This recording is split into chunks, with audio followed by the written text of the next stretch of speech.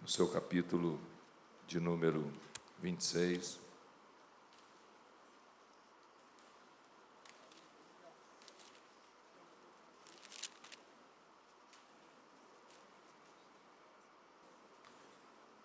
Essa passagem bíblica sempre me comoveu, que é a passagem bíblica que nos vai levar a entender que Jesus passa por uma dificuldade muito grande antes de ser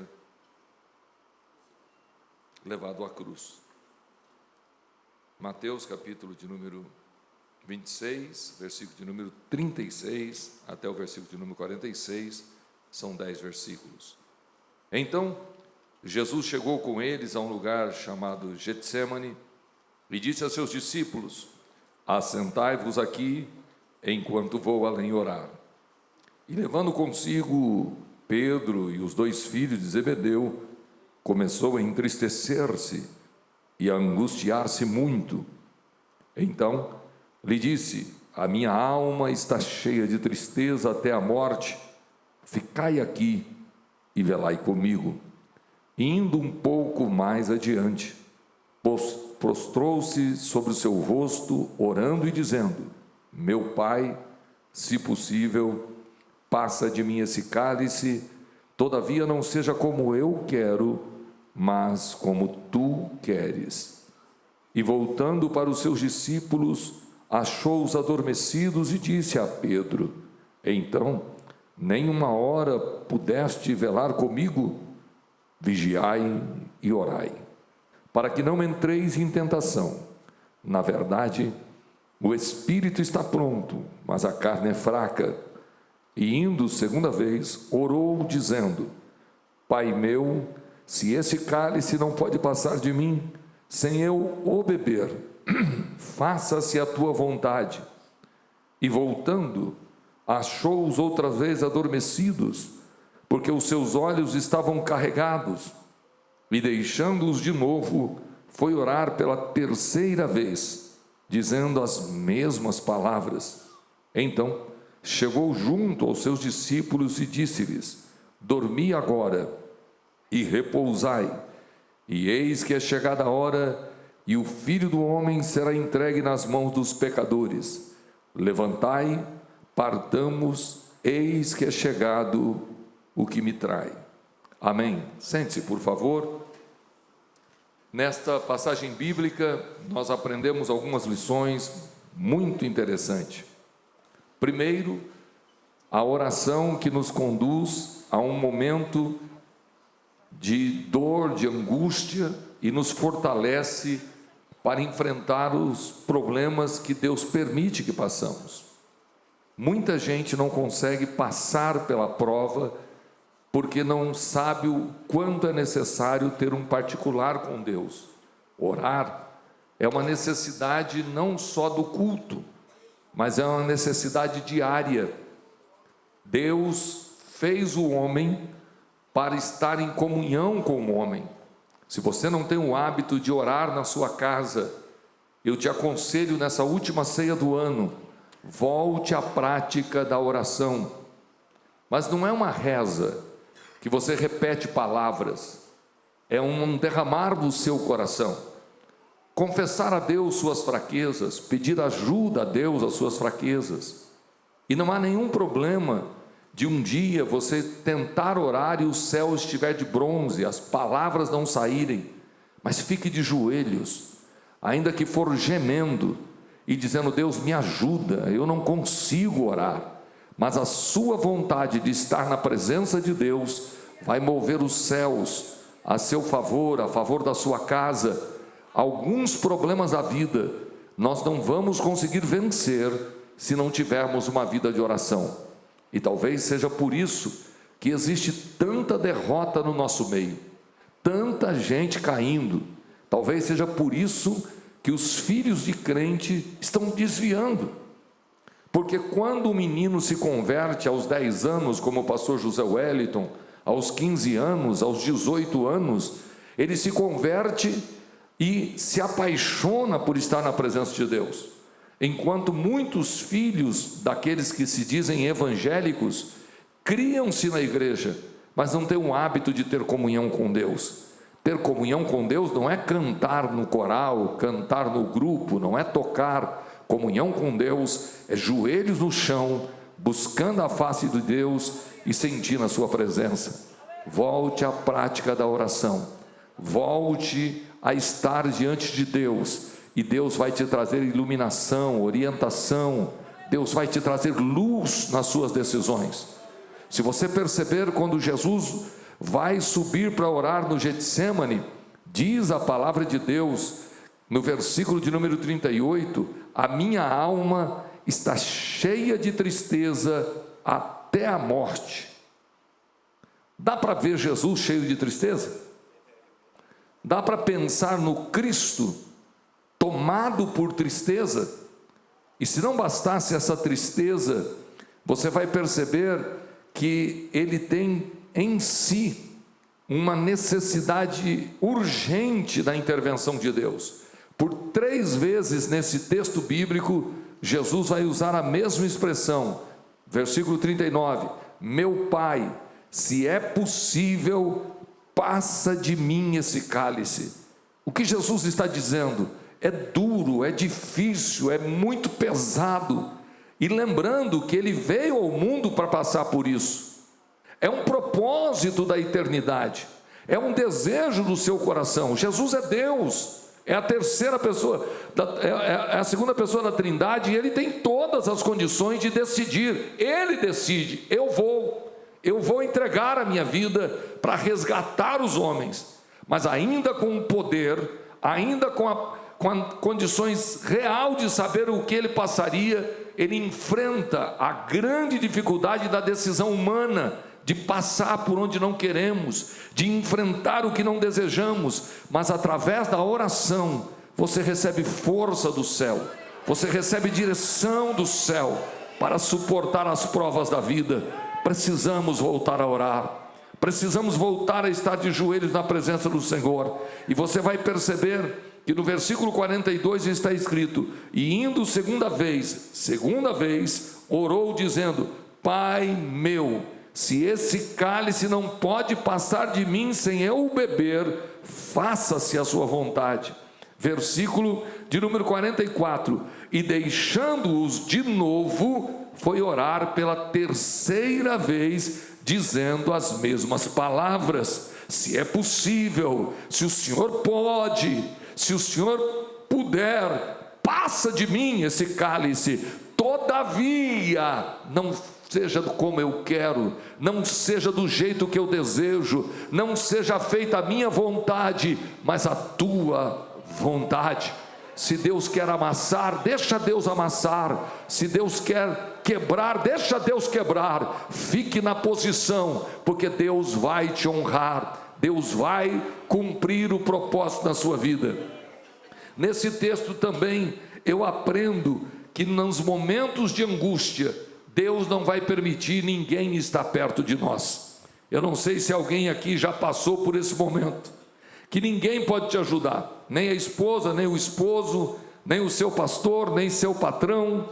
Pessoas que você confia te deixam, pessoas que você acredita que pode contar para qualquer coisa. Há momentos na vida que vamos ficar sozinhos, e Jesus nos ensina isso, que momentos difíceis, momentos de decisões difíceis, será só você e Deus, somente Deus e você. É uma decisão tua de obedecer a Deus ou fazer do seu jeito. Que esta lição possa vir ao teu coração, e no momento de angústia você possa recorrer à oração, e não a um amigo, e não a um familiar, e não a alguém que você acredita que possa te ajudar. A tua ajuda virá dos céus. É Deus quem vai te dar força e vai te ajudar. Eu quero trabalhar com o versículo de número 41, depois dessa introdução do versículo 36 ao versículo 46, que está escrito assim: vigiai e orai, para que não entreis em tentação. Na verdade, o espírito está pronto, mas a carne é fraca. Queridos irmãos, eu preciso dizer isso a vocês, que Deus colocou no meu coração já há alguns dias. Eu estou muito preocupado com um grande momento da igreja brasileira. Satanás tirando a credibilidade da liderança. Eu me lembro de uma vez que eu fui comprar um veículo numa loja, e eu tinha metade do valor e metade eu ia financiar em 24 meses. Diante daquela possibilidade de ter aquele veículo para o meu trabalho, eu estava ali na agência, escolhi o carro, acertamos os detalhes, e então quando fomos fazer ali a ficha para o crediário, a menina olhou para mim e diz: o senhor é pastor? Eu disse: sim. A financeira não vende para pastor nem para advogado. Aí eu disse: como assim? Não, eu tenho aí toda a minha estrutura, tenho todo o meu cadastro.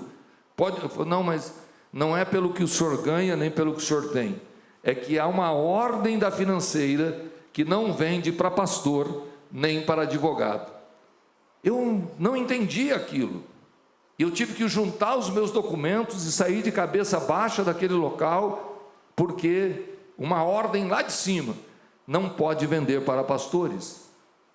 Talvez você não entenda, mas a mídia está lutando para envergonhar pastores, envergonhar a liderança cristã. Políticos estão lutando para tirar toda a autoridade, toda a estrutura que possa ter um pastor, um líder. E Satanás trabalha para que isso seja uma realidade no coração dos crentes. Mas é importante você entender que Deus separa o povo e a liderança. Deus não vem falar com o povo, Deus vem falar com a liderança. A liderança transmite o recado de Deus ao povo. Deus não vai falar com o povo do Egito, os seus filhos, mas Ele vai falar com Moisés, e Moisés vai falar ao povo. Não é o contrário. Essa história desses crentes que não querem frequentar a igreja é, na verdade, hoje, uma tragédia brasileira. São milhões de irmãos que querem cultuar a Deus em casa, tomar ceia em casa. Sabe por quê? Eu não gosto da igreja, eu não gosto da confusão que tem na igreja, eu não gosto do ambiente de igreja. Se você não gosta daquilo que Jesus formou, a igreja, como você vai amar Jesus?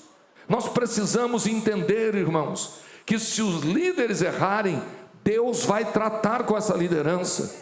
Cada homem que está no altar, cada regente de mocidade, o maestro da orquestra, o líder do som, o líder da mídia, a dirigente do círculo de oração, são alvos de Satanás. Satanás está tentando roubar a minha força, roubar a força da liderança, e a igreja precisa interceder para que Deus conserve aqueles que Deus levantou em santidade, porque através da liderança vai vir palavra de Deus, vai vir conselho de Deus. O Senhor disse aos seus líderes: levante a mão e abençoe o meu povo. Deus quer, aleluia, trazer ao seu coração de volta o amor sobre aqueles que Deus colocou para governar a igreja, para conduzir o povo. Essa rebeldia que nasce no coração de alguns é uma força espiritual do inferno. Talvez você não entenda bem isso, mas essa história, irmãos, tanto no Velho como no Novo Testamento, é muito claro.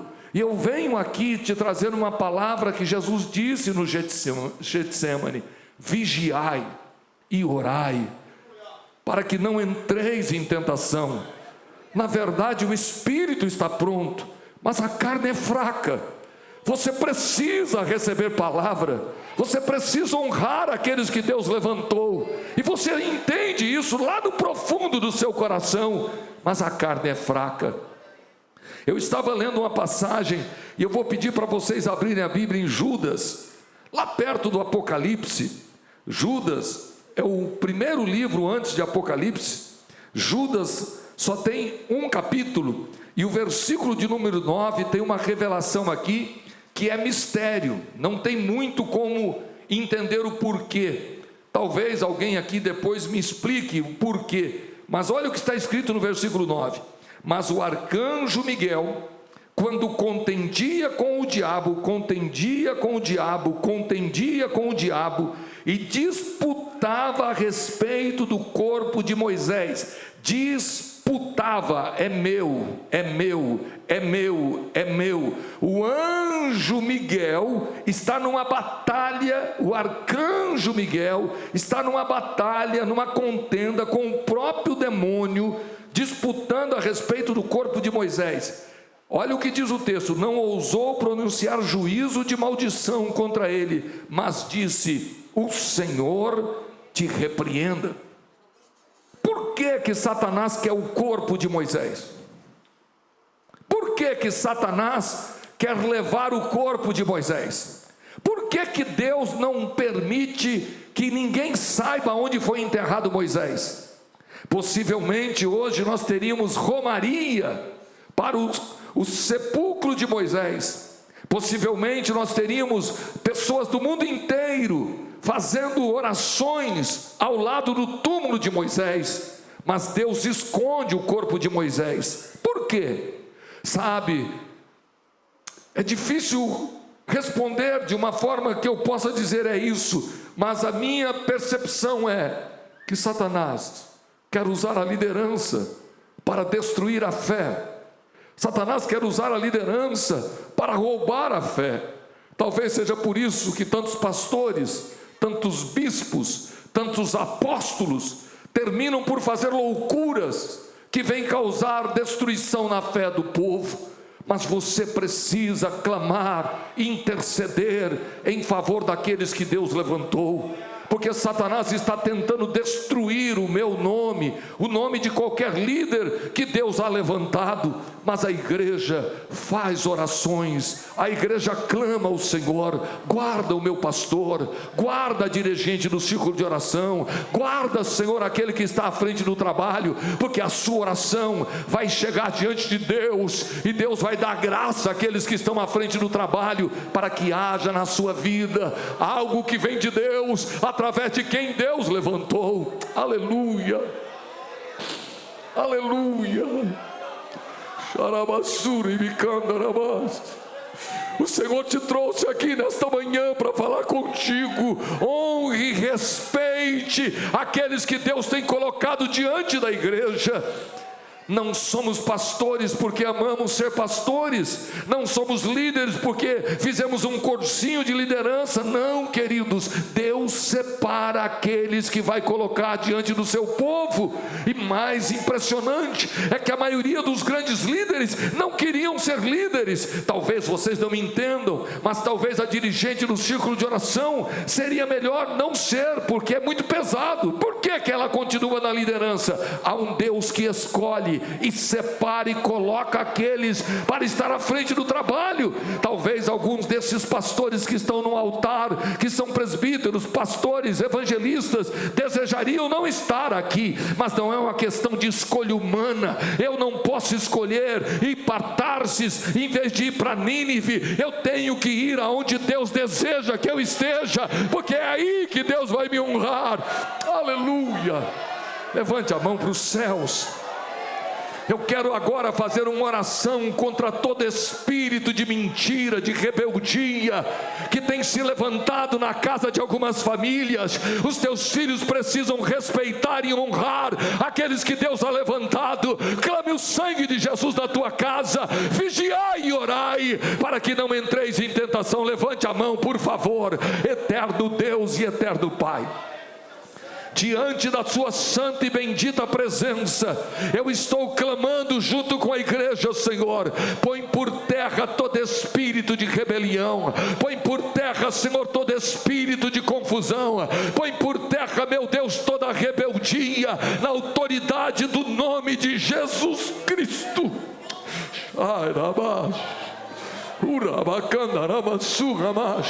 Quem pode abrir a boca e dar um brado de glória a Deus? Abra a boca e glorifique ao Senhor. Pega a sua Bíblia comigo, vamos ler Lucas, o Evangelho segundo escreveu Lucas. Aqui tem uma palavra de Jesus, que ela tem uma orientação muito clara sobre isso que eu estou falando com os irmãos. Lucas capítulo de número 22, versículo de número 31, diz o texto: disse também o Senhor: Simão, Simão. Leia para mim o que está escrito.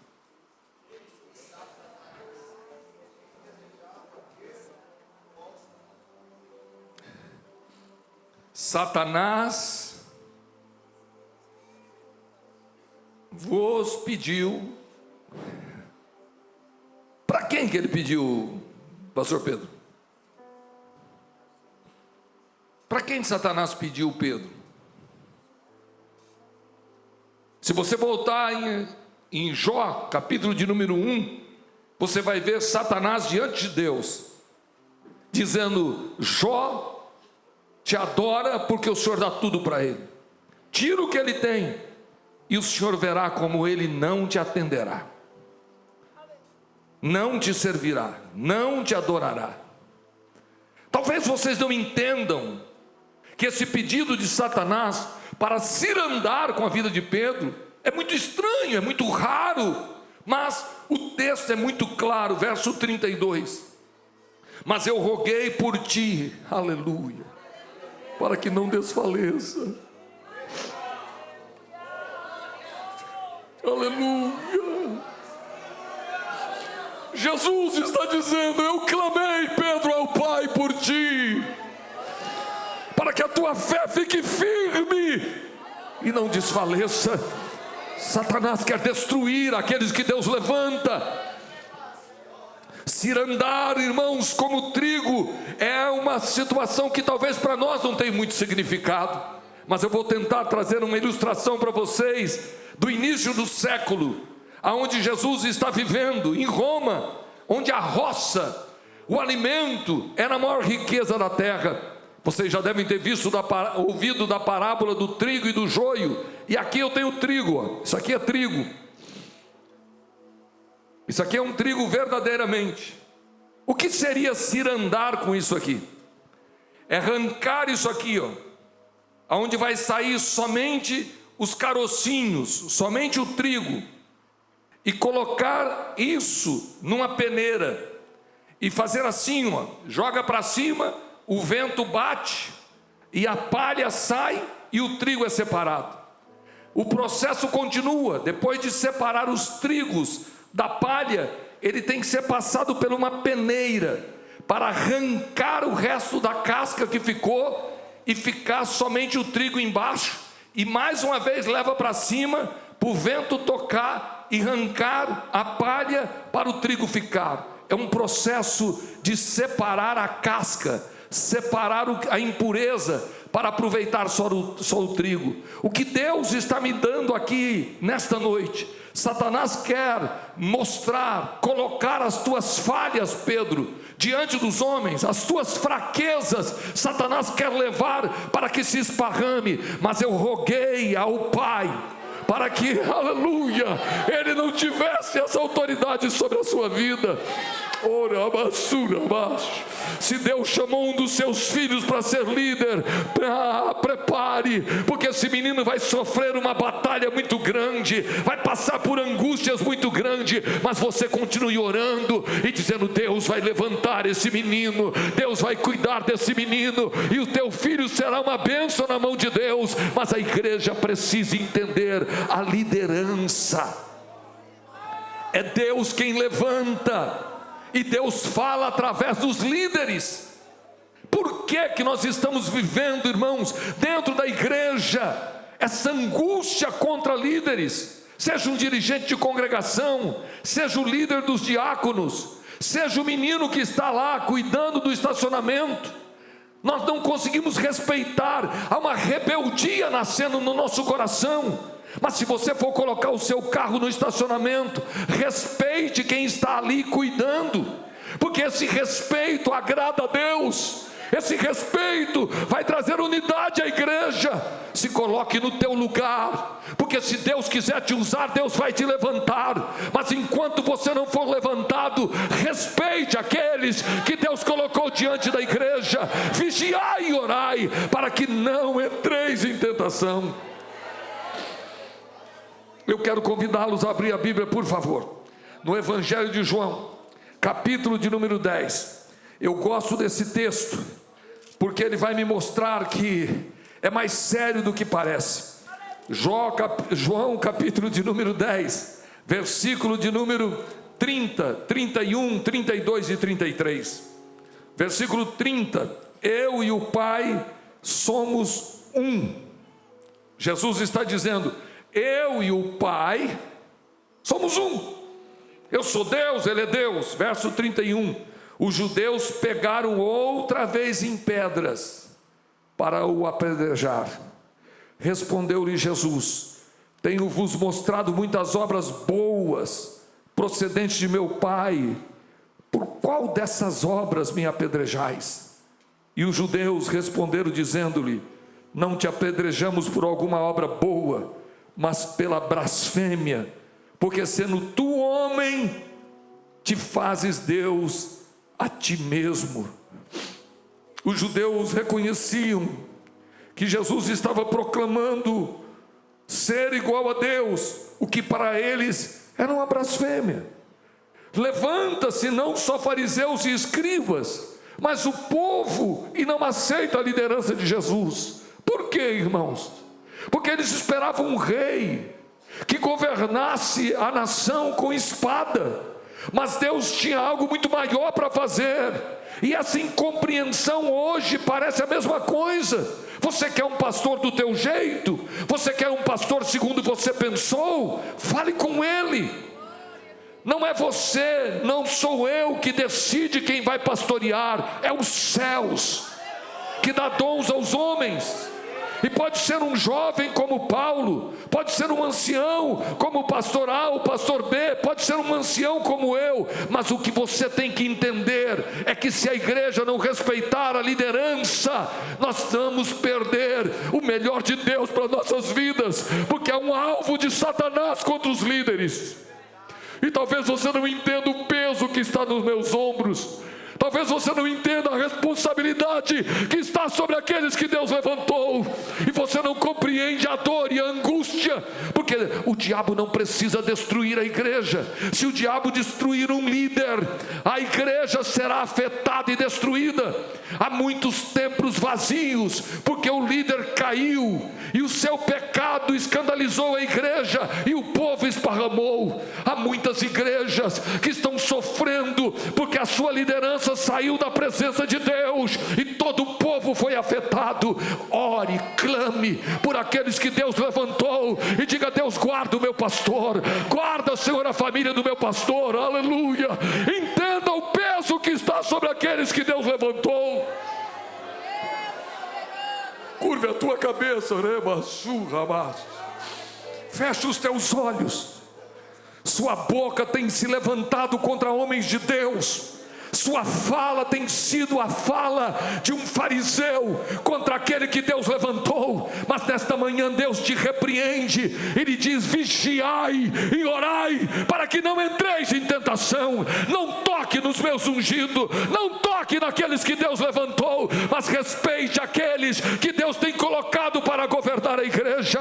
Eu quero convidar esse povo a clamar ao Senhor e dizer: Deus, guarda o meu pastor, guarda a dirigente no círculo de oração, guarda, Senhor, aqueles que tu has levantado. Aleluia, aleluia.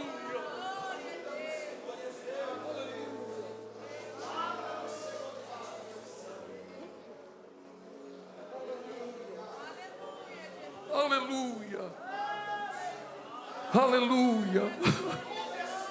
Uia bacando, ia orianda candarama. Orando e amando. A liderança muitas vezes é um lugar de solidão, de abandono. no Getsemane. Nós não vamos ver Lázaro no Getsemane. Nem Pedro, nem Tiago, nem João conseguem ver lá com Jesus. Ah, se vocês soubessem o quanto líderes pagam um preço tão alto. Abra sua Bíblia comigo, por favor. Evangelho de João, capítulo 8, versículo de número 48. Responderam, pois, os judeus e disseram-lhe: não dizemos nós que é samaritano e que tem demônio? Sabe o que está acontecendo aqui? Satanás está tentando de uma maneira muito direta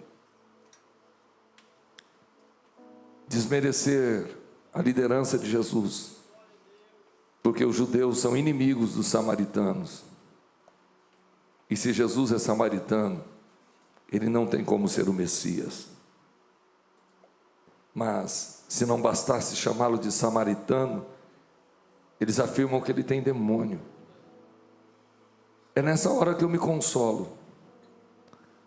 Se Jesus passou por isso, quem sou eu? Se alguém diz que eu sou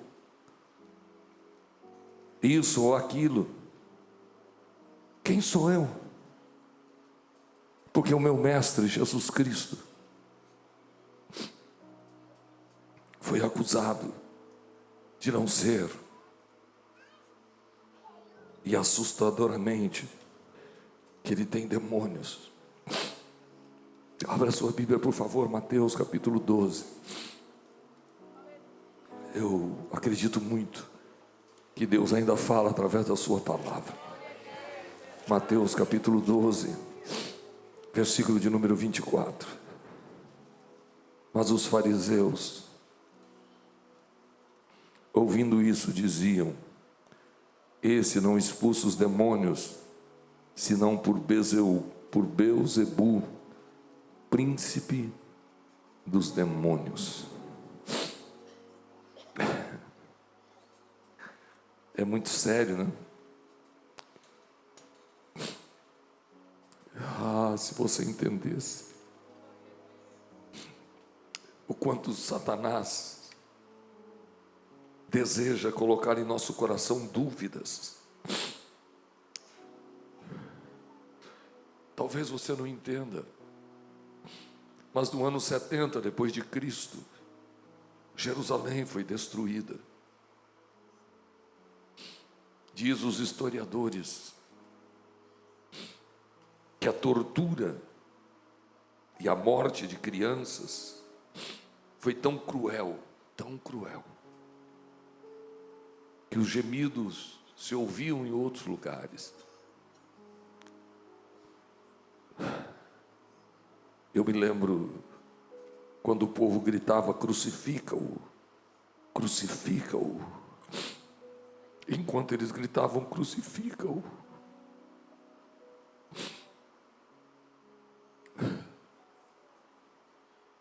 eles disseram: caia sobre nós.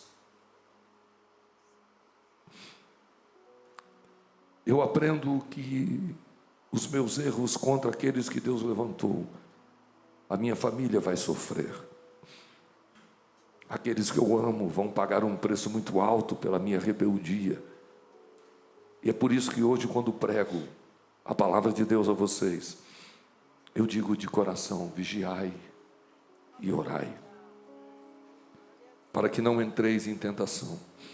Na verdade, o espírito está pronto, mas a carne é fraca. Fique em pé, por favor.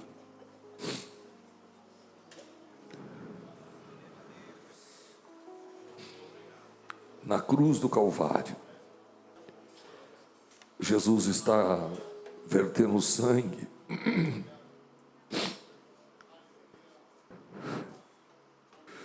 Na cruz do Calvário, Jesus está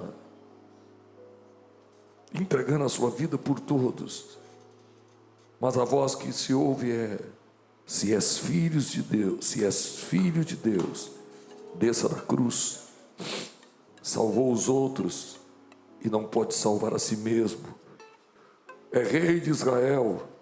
Desça agora da cruz e creremos em ti.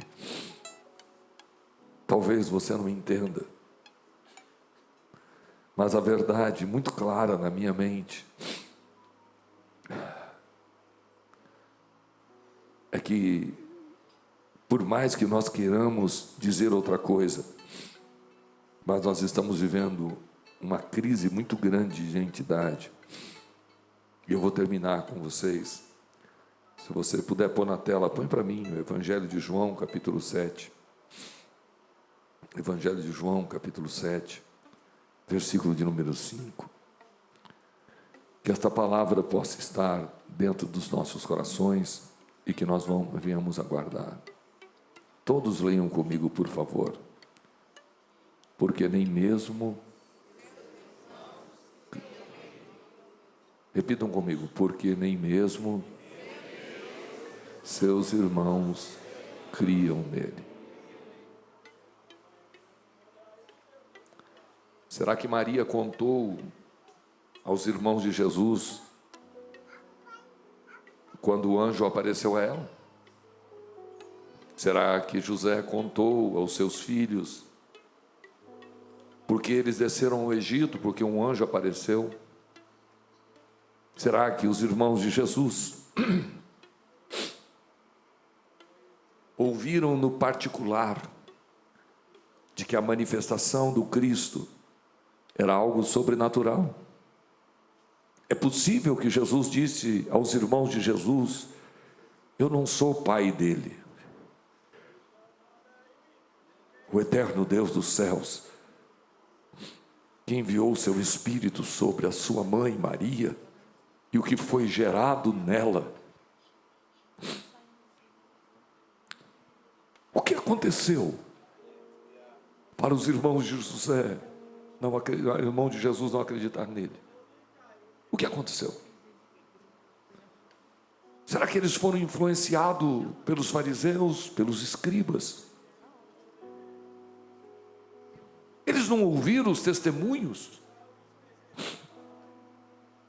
Não era notório o que Jesus estava fazendo? Por quê que os irmãos de Jesus não criam nele? Por quê, pastor? Por quê? Será que houve uma batalha do inferno para tirar do coração daqueles que brincaram com ele, daqueles que oraram com ele? Jesus, aos 12 anos, está dando aula para os mestres. Qual era a sabedoria de Jesus com seus irmãos? Qual é o testemunho de Jesus com seus irmãos? Jesus era Deus e estava sendo criado naquele lugar, mas os mais próximos duvidavam dele. Eu quero que você olhe para alguém e diga para ele: é normal duvidarem daqueles que Deus levanta. Essa é uma ação do inferno para colocar por terra aqueles que Deus levanta. Mas você hoje está sendo ministrado nessa última ceia do ano, e eu lhe peço em nome de Jesus Cristo: vigiai e orai. Vigia, crente. Vigia, servo de Deus. Quem pode me ajudar agora glorificando a Deus, abra a boca. Eu sei que Deus está trabalhando no coração de famílias inteiras aqui.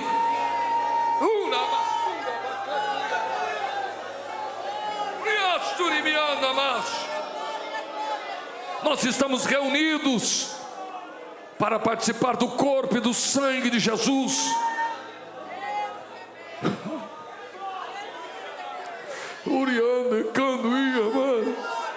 Quem puder fechar os olhos, fecha os olhos. Vem, Espírito de Deus, sobre nós.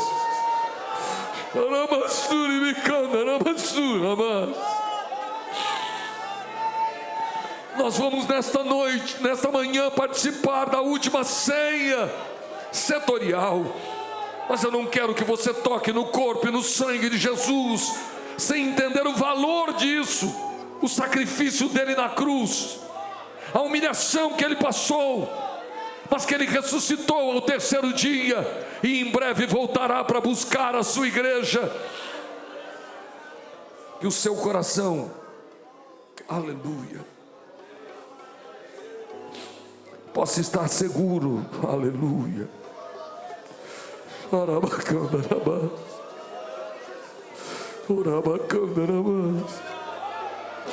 Quem tem um glória para dar, abra a boca e dá um glória. Que coisa boa. Elias, vem louvar a Jesus. Você vai cantar com a banda ou com a orquestra? Está lá o hino já? Tá. Qual que é o hino que você vai cantar? Eles já sabem lá? Tá, amém. Dá um microfone para esse vaso aqui. Queridos, olhe para mim. O grande problema da liderança, pastor Antônio, é que ele é amassado por Deus. Porque se nós não formos amassados, nós ficamos vaidosos. O grande problema da liderança, eu não sei se a irmã Ivana já sentiu ser amassada, quebrada.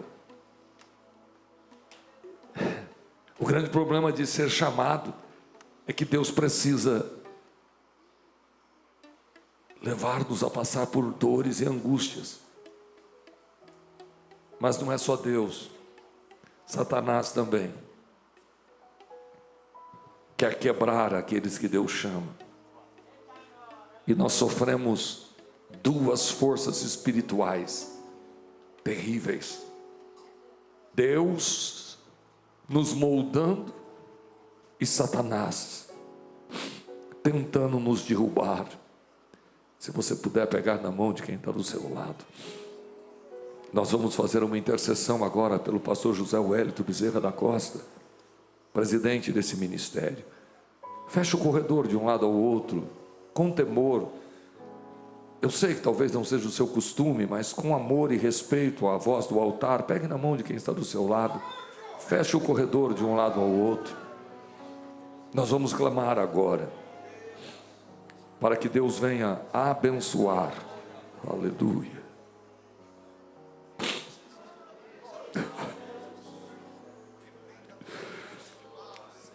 Aleluia. Abra a tua boca comigo e clame em favor dos nossos líderes. Oh, eterno Deus e Pai, diante da tua presença a igreja está, Senhor, e nós levantamos as nossas vozes para interceder, Senhor, pelo pastor José Wellington Bezerra da Costa, Senhor, que no alto dos seus 90 anos tem sofrido, Senhor, com a sua saúde, com as várias acusações. Guarda, meu Deus, aquele que tu colocou para estar governando a tua igreja. Ah, meu Deus, eu intercedo, Senhor, por toda a diretoria, por todos aqueles que estão à frente do rebanho. Quero pedir, ó Deus, pelos meus companheiros que tu colocou ao meu lado, cada pastor, cada evangelista, cada presbítero, cada diácono, cada cooperador que tu tens levantado nesse setor de trabalho, que tu possas guardar, Senhor, para que nenhum deles caia, para que nenhum deles desista, Senhor.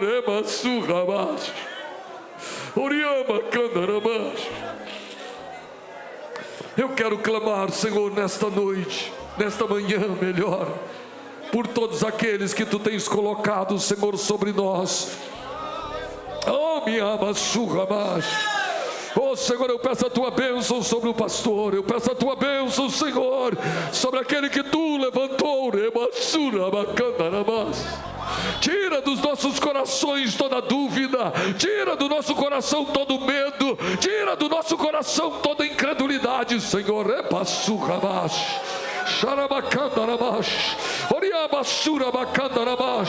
Vem, Espírito de Deus, confirmar esta palavra com sinais e maravilhas.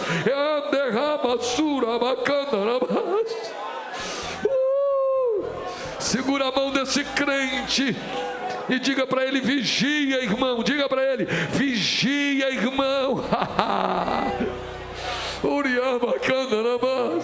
Vigiai e orai para que não entreis em tentação. Na verdade, o espírito está pronto, mas a carne é fraca. Solte a mão do seu irmão, tome o seu assento, dando glória a Deus, e vamos adorar ao nome de Jesus.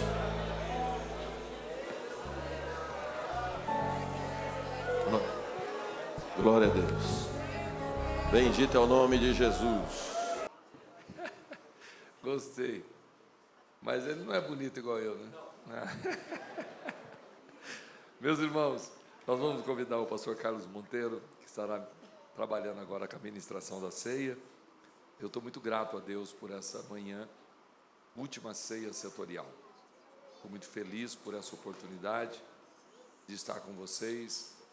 E eu quero muito que Deus mude a nossa história através de cada culto, de cada reunião. O que Deus tem feito aqui no 45 é muito lindo e creio que Deus vai continuar nos abençoando. Pastor Carlos.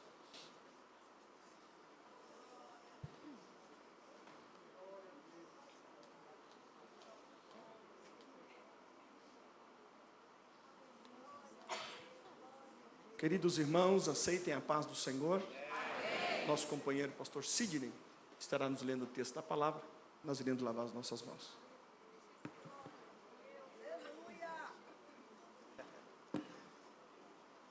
Nesta manhã eu vos saúdo com a paz do Senhor.